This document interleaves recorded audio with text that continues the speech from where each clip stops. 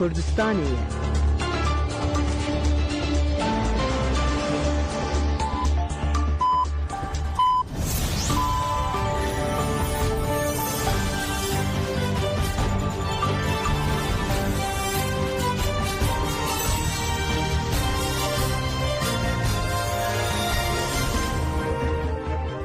Jiravendanûçiyan a Radyoya Dengê Gelden başkodarên hêja îro çarê îlona 2025 pênşemli Brükselê saat 9 li Amedê de em nûçeyên serî bi pêşkêş bikin demdema azadiya rêbera Puye.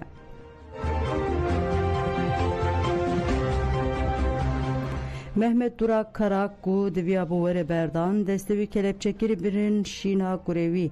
Mehmet Durak Karak 30 salin girtiye herî davî sürgûnê girtika ewlekariya bilind a Erzinganê hatiye kirin. Tevî ku cezayê lê hatiye birin qediyayê jî berdana wî tê talûf kirin. Kurêwî Ömer Karak ê 40 salî sihê tebaxê jiyana xwe ji desta. Malbat ji bo ku beşdarî cenazeyê kurê xwe bibe ser li rêveberiya girtîgehê da. Lê bersiveke sosret dane malbatê. Gotin dawiya hefteyê ye ji ber wê yekê nabe. Bê ku Mehmet Durak Karak beşdar bibe malbatê cenazeyê Ömer Karak roja şemiyê spart axê. Roja duşemê ango yekê êlonê malbatê carekê din ser li rêveberiya girtîgehê da. Rêveberiya girtîgehê serlêdanê qebûl kir raydaran bi dîmenekî sosret Mehmet Durak Karak birin navçeya Rihayê Pirsûsê û destê wî kelepçekirî derbasî mala şînê kirin. Mehmet Durak Karak di şîna kurê xwe de bawayekê kelepçekirî kesên hatin sersaxiyê pêşwazî kir. Cendirmeyên bi çek dor lê girtî bûn hevdîtira pêre sînordar kirin. Ev dîmenê sosret di heman demedê rêzîkatiya desthilata AKP MHP ya li pêvajiyê jî raxis holê. Di vê pêvajiyê de hema bêje çavê beşên civakê hemûyê lê bû ku girtiyên nexweş werin berdan. Dîsa di hate payînkirin ku girtiyên cezayê wan qediyayê bêyî hincet werin berdan. Bi taybetî jî mafê hêviyê ku herî zêde di rojevê de pêk were. Biryarên dadgeha bilind a dadgeha mafê mirovan Ewropayê ku vî mafî misyoger dike werin bi cîhanê. Lê rêbera pojî di nav de mafê yek ji wan jî pêk nehat. Di vê pêvajiyê de komîsyonek hat avakirin ku vê pêvajiyê birêve bibe. Ev komîsyon jî heta niha di vê mijarê de gavek tenê jî navêtiye. Hê jî dixwaze pêvajiyê di çarçove terorê de bixitmîne. Ev dîmenên nêzîkatî û cudatiya desthilata AKP MHP ya li pêvajiyê carekê din ra dixeber çavan. Mehmet Durak Karak ku kelepçekirî anî şîna kurê wî carekê din kelepçekirî birin girtîgeha ewlekariya bilind a Erzinganê.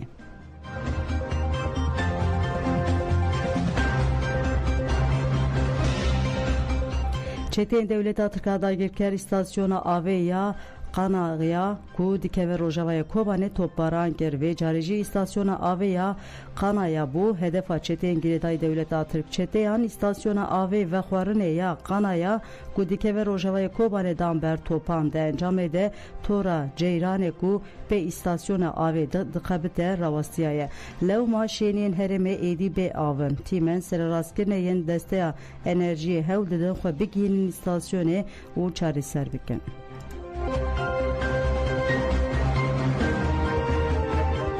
Şehit Beritan Ahmet û Çiya Rizgar li Qandîlê hatin veşartin. Şehîdên Azadiya Kurdistanê Beritan Ahmet û Çiya Rizgar li gurî wesayîta wan li şehîdgeha Qandîlê bi merasimekê hatin veşartin. Endamê paşkê Semra Duva bi nasnav Beritan Ahmet 33 salan di meşa şoreşê de meşiya û 27 tebaxê de endamê komîleya ciwanan Arjen Yavuz bi nasnav Çiya Rizgar jî di 25 tebaxê de ji ber nexweşiya kanserê şehîd bûn. Piştî dêzgirtina li şehîdgeha Qandîlê aktivîsta siyasî Ronahî Hüseyin Axivî got xewn û xeyalên şehîd Beritan ew bû ku nexweşiyê têk bibe û li nava hevalên xwe yên têkoşînê vegere. Wesayîta wê jî ew bû ku eger şehîd bikeve li gel hevalên xwe yên têkoşînê bê veşartin. Mixabin nexweşiya wê giran bû û tevlî karwanên Emreyên Kurdistanê bû. Pişre endamê komîteya Qandîlê ya malbatên şehîdan hemen Emin Xıdır Axivî got tevlîbûna şêniyan li merasimên ji bo şehîdan di soziya bi xewn û xeyalên wan re ye. Piştî axaftiran nasnameya şehîdan hat xwendin û pişre cenazeyên şehîdan bi duruşmeyan hatin veşartin.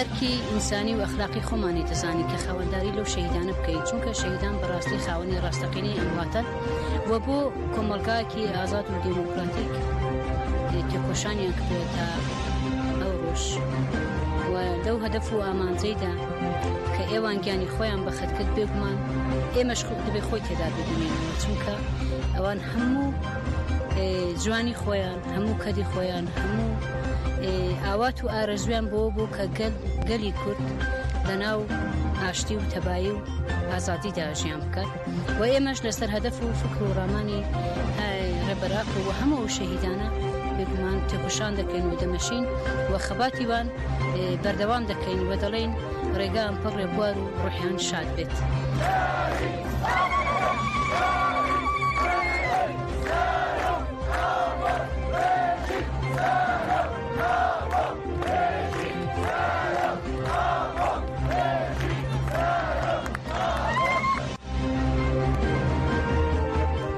گلوانه به گرسه سردانا شینا شهید رونی خزال کرن جبو گرلای هپگه محمد سالی سورر بناسناو رونی خزال کو 3 نیسان 2020 ده لرما خاکورکه ده انجام ایریش هوایی دولتا ترک ده شهید بو لمالا مالبات یالتاخا خاچورد اینافچه ریا آرموشیاوانه شین هاتانین به پیشنگده کومالی آلیکاری پشتوانی یکیتو چانده یا به مالباتن خزمین خواه لدرگوش شهرستانی وندا گرن میا در به تبلیبونا پارتیین سیاسی و ریخسترین جواکا سیویل سردانا شینه هات گرن.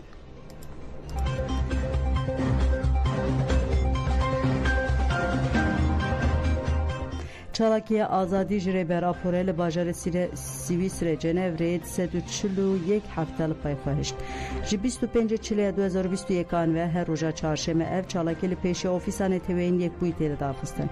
پشت ریزگردن هف سروک ناویندا جواکا کورتا جنوری اوسوان تکین پیواجو آشتی و جواکا دموکراتیک ببیر خست و گود دولت آترک جبلی گوتران حتی ناگاوک جیج بو آشتی ناویتیه. برواجی و ایریشین لسر کردستان زیده بوده. Osman Tekin tecdagiran Aliser Rebera Poji ani zaman u banklı saziye navne tevi kir. Saziye navne tevi bi bedengi akhoya bune hevkare tecide. Ger ev birasti aligirin mafe mirovan u aştiyene ve erken khoyen jibo azadiya fiziki Rebera po bicihine. Hevseruke navenda çivaka kurta ceneve ahaftına akhoya buha devam dike. Şerte peşin aştiye misugerkirne şert u merceğin xabata azad Rebera poya. Deve statüa rojavaya ji ben askerin u devlet Türk demdes erişen dagirkeri yeni ser Kurdistan'a bedavi bike. Pişti da xuyaniye çalakya nöbete bir runuştineye devam kir.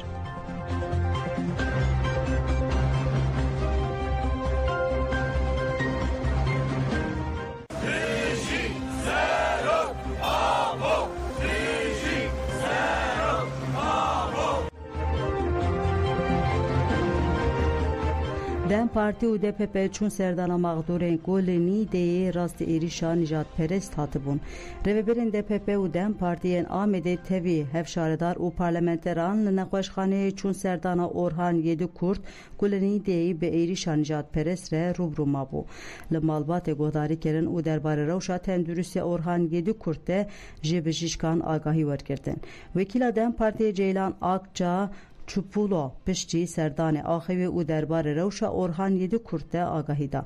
Diyar kir ku her sal bi sedan karkerên demsalê diçin bajarên Tirkiyeyê de Konya, Yozgat, Kocaeli, Aydın, İzmir û gelek deverêndin. Li van deran jî dema ku heqdestê xwe dixwazin bi êrişên nijadperest re rûbirû dimînin. Hem keda wan xesp dikin, hem mafê wan tê xespkirin û hem jî hebûna wan tune dihesibînin.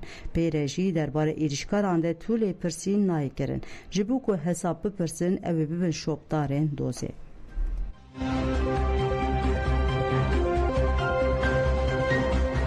Li Mêrdînê li dijî kuştina jinan banga xurtkirina têkoşînê hat kirin. Platforma jinan a şahmaran li dijî komkujiyên li ser jinan li navçeya Qoserê meşek li darxiz. Jinên ku li parka Mehmet Sincar kom bûn heta bi qada azadiyê meşiyan û mîtîng li darxistin. Parlamenter Dem Partiye Beritan Güneş Altın aktivistên têje û gelek jin tevlî meş û mîtingê bûn. Di mîtingê de Parlamenter Dem Partiye Beritan Güneş Altın axivê got her roj jin têne kuştin û kirinên tecavüzê zêde dibe. Mixabin pergal li dijî van kiryarên qirêj pêdeng dimîne û kujer bê cêza dimînin. Em weke jin em ê li her derê xwe birêxistin bikin û têkoşîn bikin. Güney şerî Dawî Balkişan ser perspektîfa rêbera Po wiha got. Birêz Abdullah Öcalan bi perspektîfa civaka demokratîk ji bo li dijî kuştina jin û zarokan çareseriyek pêşniyar kirin. Di civakeke demokratîk de cî ji kuştina jinan re tune ye. Divê herkes xwedî li vê pêvajoyê derbikeve û li dijî qirkirina jinan rawaste. Mîtîng bi duruşmeyan bidawî bû.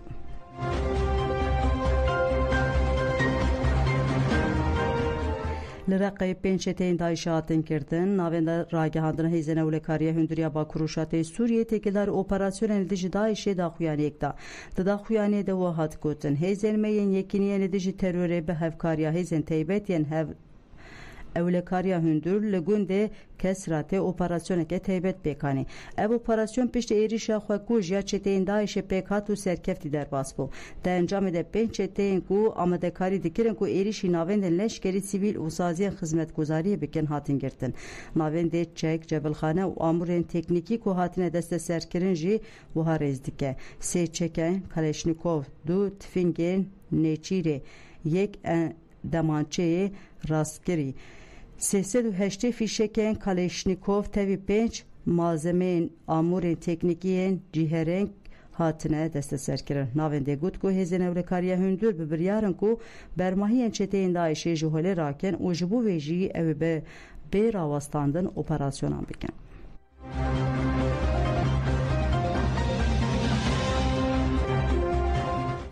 Li İsrailê tesîsekê nükleer a nû tê çêkirin. Tesîsa naborî ev demeke dirêje di hedefa gumanên navneteweyê yên têkildarî bernameya nükleer a leşkeriya İsrailê de ye. Pispor diyar dikin ku ji ber ku tesîsê sivîl li înşaatê nînin dibe têkildarî kapasiteya nükleer a İsrailê be. Hin pispor îddia dikin ku ji ber mezinahiya avahiyê û çêkera xwe ya pir qetî dibe ku înşaat de reaktöreke avê ya giran be reaktörên wiha materyalên ji bo hilberandina plutonyum û çekên din ên nükleer dikare çêbike. Li gorî nûçeyeke 24 nevs pispor dibêjin ku xebatên wir dibe têkildarî navendeke montajê ya çekên nükleer a nû be. Lêbelê tê destşankirin ku ji ber ku dîmen hîna tam zelan nînin ne mümkün e mirov encameke teqe jê derxîne. İsrail bi fermî piştrast nake ku xwedî çeka nükleere lê li gorî çavkaniyên derve welêt weke yekane hêza nükleer a Rojhilata Navîn tê qebûl kirin.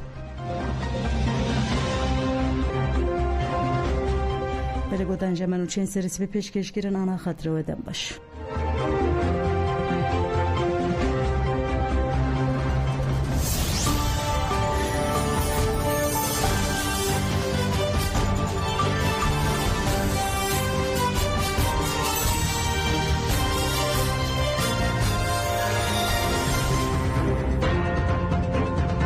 Radyoya dengê gel, dengê azadiyê ye.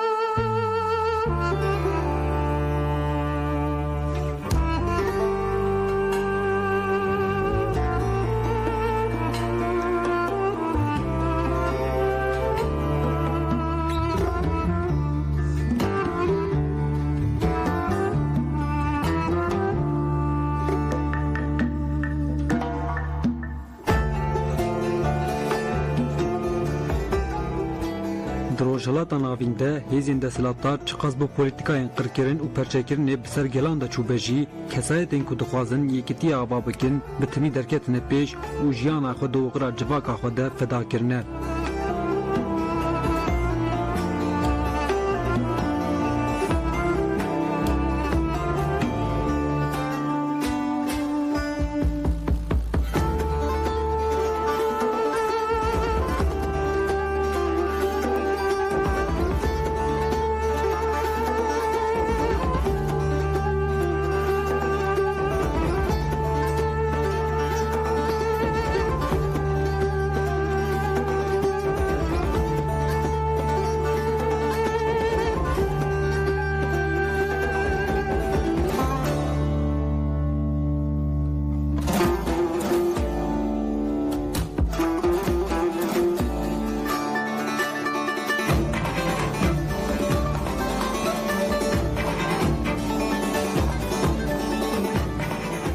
Yek ciwan kesên fedakar ku giyana xwe ji bo yekîtiya civakan bexşandiye, ciwanek ji miletê Ereb ku li bajarê Himseyê Sûriyê ji dayîk bûye, ev dila nebûye.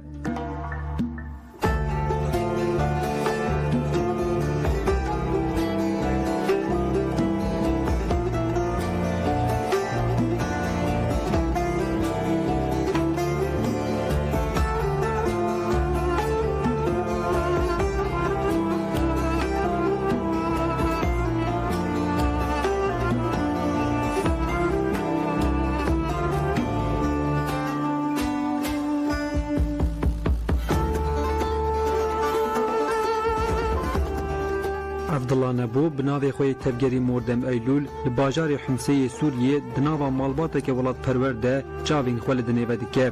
Ew heya temenê xwe yê 11 salî li bajarê Himsê jiyan dike.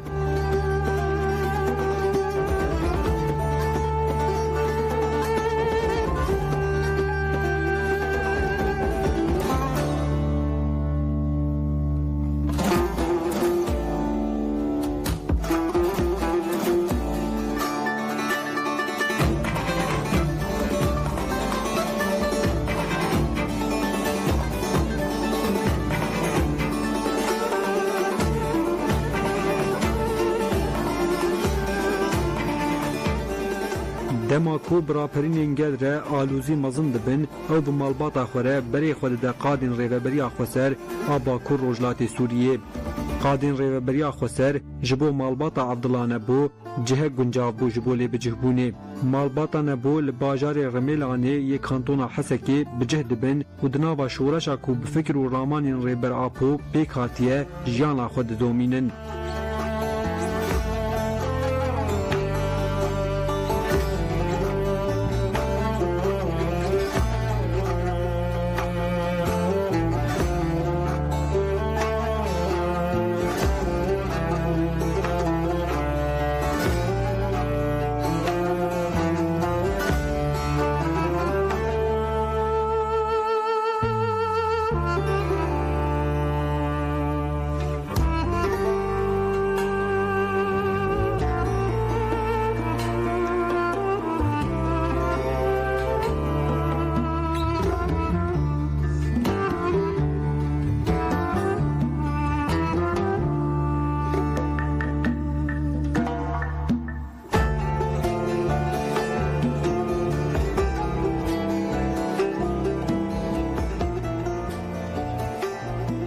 Evdilla di nava dibistanên rêveberiya Xweser de jiyana xwe ya hîndekariyê didomîne. Bi pêşketina şoreşa azadiyê ya li Bakur Rojhilatê Sûriyê re ew jî dest bi şopandina têkoşîna azadiya gelê Kurd dike.